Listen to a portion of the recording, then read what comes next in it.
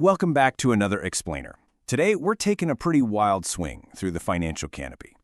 So, I found this absolutely brilliant metaphor in our sources that translates the incredibly complex and, let's be honest, often intimidating world of global finance into something entirely different, a jungle. Let's see if we can demystify everything from compound interest to macroeconomics together and really uncover how these massive systems actually operate behind the scenes. It all starts with a rather fascinating question. What happens when monkeys invent money? Well, in our jungle, these sources explain that monkeys originally used leaves to buy things. Now, these leaves represent fiat currency. That's just the cash in our wallets today. But leaves have some serious downsides. They're completely controlled by centralized monkey banks. Transactions are super slow, the banks take a cut of basically everything, and crucially, those banks can just print more leaves whenever they feel like it, which makes the ones already in your pocket instantly less valuable. So to combat this, the monkeys turned to bananas. Bananas represent tangible goods. In this context, we're talking about decentralized assets like crypto or physical real estate. You see, bananas aren't controlled by one central monkey bank. Their supply is strictly limited by nature, and they have real immediate value. It completely shifts how we look at holding assets. Okay, let's dive into this. Here's our syllabus for surviving the fast-paced financial jungle. We'll cover welcome to the jungle economy, the leaf debt trap, investing, crypto and bubbles, inflation and supply shocks, and finally, surviving a banana recession. Section 1. Welcome to the jungle economy. The basics of leaves and bananas. To really understand this jungle, you have to look at the ongoing tug-of-war between leaves and bananas. Monkey banks have total control over the leaves. They dictate exactly how many exist and how fast they move around, which, you guessed it, inevitably leads to inflation. Bananas, on the other hand, represent assets that just can't be magically printed out of thin air. So, to measure how a monkey is actually doing in this complex system, we look at their net worth. Basically, you take your assets, the valuable things you actually own, like banana stocks or a literal banana treehouse, and subtract your liabilities. Liabilities are just the debts you owe. And it turns out, things like a car loan or those massive monkey student loans taken out to learn fancy big-brain words are major liabilities that severely drag down your net worth over time. Section 2. The leaf debt trap. Credit cards and mortgages. Look, monkey banks are, at the end of the day, businesses, and their absolute favorite way to profit is by convincing monkeys to borrow leaves they don't actually have today in exchange for paying back even more leaves tomorrow. To pull this off, a monkey needs a credit score. It's just a number that tells the bank exactly how trustworthy they are. In the US jungle, a score of 740 is the baseline for good debt. It opens doors to much better leaf cards and significantly lower interest rates. And as the sources hilariously point out, anything below 580 is just not worth eating, meaning the banks will definitely hit you with punishingly high borrowing costs. Now, what's really interesting about this slide is the brutal everyday math of the compound interest monster. Let's say a monkey uses a leaf card for a big purchase and misses a payment.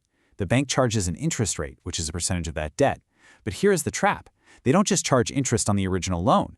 No, they add the penalty to your total, and the very next day they charge interest on that new, bigger pile of debt. The math literally works against you exponentially. Every single day the pile gets slightly larger, and the interest on that larger pile gets heavier, making credit card debt incredibly difficult to escape once you fall in. And then, well, we have the biggest debt of all, the mortgage. It literally translates to death pledge. To buy a banana treehouse, monkeys who aren't independently wealthy must enter these chaotic public bidding wars hosted by shouting auctioneer monkeys. The narrative in the sources paints a pretty wild picture here. Once you finally win the auction, you're instantly hit with a swarm of hidden closing fees that act exactly like fleas. You've got appraisal fees, inspection fees, recording fees, and my absolute favorite from the source material, the Nanny McPhee trap. You're locked in for 15 to 30 years, ultimately paying back significantly more leaves than the house initially cost in the first place. Section 3. Investing, crypto, and bubbles. Growing your leaves. So the crucial point is, how do you actually escape the debt trap? If you just hoard your leaves in a monkey bank, they're going to rot due to inflation. You have to build wealth by investing into assets that grow faster than the inflation rate. The sources are quick to point out that active investing is incredibly stressful. It's basically a monkey staying up until 6 a.m. reading corporate bank statements, desperately trying to perfectly time the market and buy the dip. It rarely works out for the average ape. However, the sources highly recommend passive investing. It's the strategy of dollar-cost averaging. simply putting 10 leaves into a broad index fund every single week, completely ignoring the chaotic market noise, and just letting the jungle economy quietly grow your wealth over several decades. I really love how they break down the jungle asset tier list here to make sense of all these options. Broad index funds and ETFs, they sit right at S tier and A tier. The sources describe them as offering a smooth, predictable car ride through the countryside with consistent, diversified growth. Gold sits comfortably at B tier. It predictably protects against inflation and, frankly, makes you feel a bit like a pirate. Then there's crypto down at C tier. It's fascinating to see it described as a rocket-powered roller coaster where some monkeys just ape into it without thinking, risking absolutely everything on massive volatility driven entirely by rumors and late-night tweets. Let's move to and see how this builds into massive financial bubbles, which predictably happen in 3 distinct stages. First up, discovery. A new, shiny asset is found, maybe a rare type of banana, and a few monkeys get very excited. Second, mania. Fear of missing out fully kicks in. Monkeys start using leverage, which just means borrowing leaves from the bank to buy way more rare bananas than they can actually afford. The source material perfectly describes these cheap bank loans as a King Kong-sized air pump inflating the bubble to a super dangerous size. Finally, panic. The monkeys suddenly realize the bananas actually just grow on regular trees. They aren't rare at all, and everyone desperately tries to sell at the exact same time, completely crashing the market.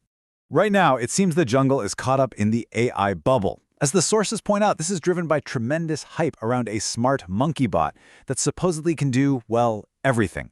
The source notes impartially that when you look closely, this specific AI slot bull bot often produces poor drawings, writes fraudulent taxes, doesn't actually generate real profits yet, and requires massive server farms that drink way too much water to operate. Yet monkeys are throwing billions of leaves at it, based purely on hype, hoping the price of the companies building it will just keep going up indefinitely. Section 4, Inflation and Supply Shocks. Why bananas cost more? Leaves. Let's pivot to macroeconomics for a second. Why did a single banana used to cost 1 leaf, and now it suddenly costs 5? The sources identify 4 distinct mechanical engines of inflation. Demand pull is when everyone suddenly wants bananas all at once, but the supply hasn't changed, pulling the price straight up. Cost push is when a sudden disruption means fewer bananas are available to sell, pushing the price higher. Production cost is when the seeds and farming gear themselves get wildly expensive, forcing the farmer to raise prices just to survive. And monetary inflation, that's when the monkey government prints way too many leaves. If left unchecked, the sources note this turns into hyperinflation, a terrifying death loop where prices literally double daily until the government is forced to burn all the leaves and switch to sticks as currency. A prime example of cost-push inflation that totally blew my mind happens at a geographical bottleneck the monkeys affectionately call the Bindi Bit of Hormuz. It's a remarkably narrow waterway that handles a massive 20% of the world's global banana fuel exports. The math here is wild. If pirate monkeys block this single, tiny strait, the global supply of bananas stops, fuel prices immediately skyrocket, and the cost of absolutely everything, from banana packaging to transport across the ocean, surges across the entire jungle economy. The sources also highlight how inflation is often purposefully masked. What they call guerrilla monopolies use stealth tactics, often referred to as shrinkflation or greedflation. Instead of raising the sticker price of a banana and angering consumers, they just quietly shrink the package size. Or they secretly mix high-quality bananas with cheap coconuts to save money on the back end. They'll even rebrand leftover, stagnant goods as exciting brand-new products, or, in the entertainment sector, just release unnecessary movie sequels nobody asked for to comfortably pad their bottom line without taking any real creative risks. Section 5. Surviving a Banana Recession. The Jungle Cycle.